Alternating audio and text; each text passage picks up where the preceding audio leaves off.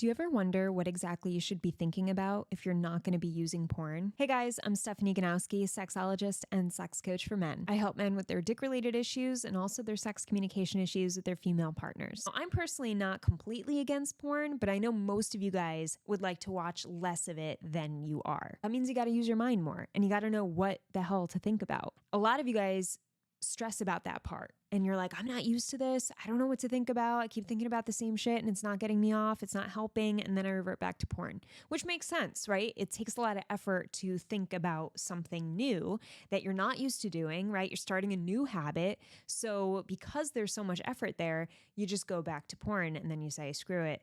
I'll just do this, which you don't feel great about. So what are you supposed to do? What are you supposed to think about? I'm not going to tell you exactly what to think about because I'll probably get flagged in this video, but I want to give you a big tip that was a big eye opener for a client of mine. Before I go on and tell you the tip, I want to remind you that my sex meditations is something I created to help you guys think through exactly what you want to use to masturbate. But anyway, what my client told me was, Steph, I had a breakthrough thinking of myself as my most confident self. And he was like, and I never did that in the past. I would just think of how I am now, and that's how the visual would go. But when I thought about myself in the way of doing things, how I would do them if I was super confident, like if I felt like really good about myself and really sure, and I tried all the things I always wanted to try during sex, and like I asked her questions like assertively and confidently, you know, like with a direct manner, like no hesitation, no timidness, like just went for the question or went for that thing. He said that it was much more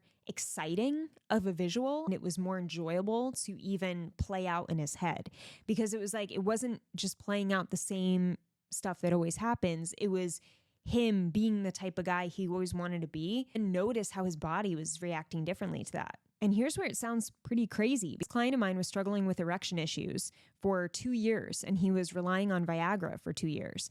And since working with me, I got him off the Viagra because I was like, we need to get off to test and see if your mind can do this for you, and we could work on that.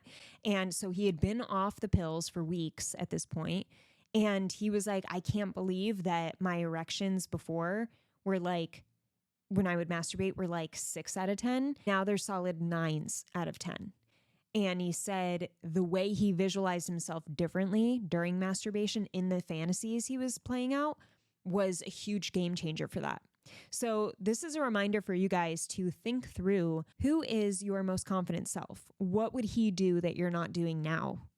Does he act differently during sex? Does he approach sex differently? Does he have a certain look on his face? Like, what is his body language? You know, that's a big one.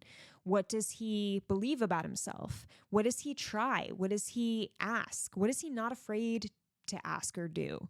You know, because this changes the way you interpret sex. This changes the way you go into sex experiences. This changes the way you think about sex in general, which is going to impact your anxiety around it. It's going to impact what you believe you can respond to confidently, you know, when it comes to dealing with erection issues. Are you the type of guy that's like, okay, if it comes my way, I know what to do about it, and I'm confident in that?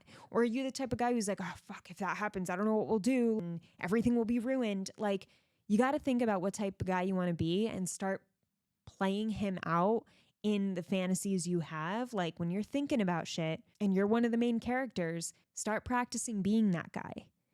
And you'd be surprised to see how you start actually acting like him in real case scenarios. So I hope this tip helps you. It was really interesting to see how much of a big deal it made for my client, who was stoked about it and who was like, I can't believe this made a big difference in my erections. This is crazy. And maybe it could do the same for you. Catch you in the next video.